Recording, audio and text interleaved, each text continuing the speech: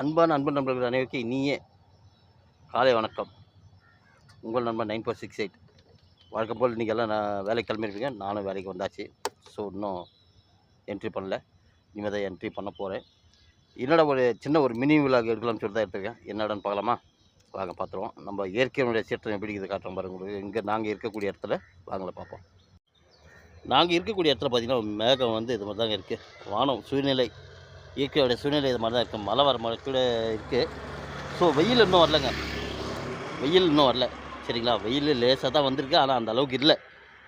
வானம் ஒரு மூடமாக தான் இருக்குது. பார்த்தீங்கன்னா சுற்றி காட்ட பாருங்க, இது மாதிரி தான் இருக்குது. ஸோ உங்கள் இடத்துல இதே மாதிரியா இல்லை வெயிலான்றதை கண்டிப்பாக கமெண்டில் சொல்லிட்டு போங்க.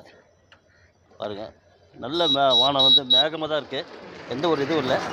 ஆனால் மழை வருமானது தெரியல, சொல்ல முடியாது. எந்த நேரம் ஒன்று எப்படி ஒன்றும் இயற்கை மாறலாம். ஸோ இந்த மாதிரி நிலைமை உங்களுக்கு இருக்கக்கூடிய இடத்துல இருக்கான்றதை கண்டிப்பாக தெரியப்படுத்துங்க.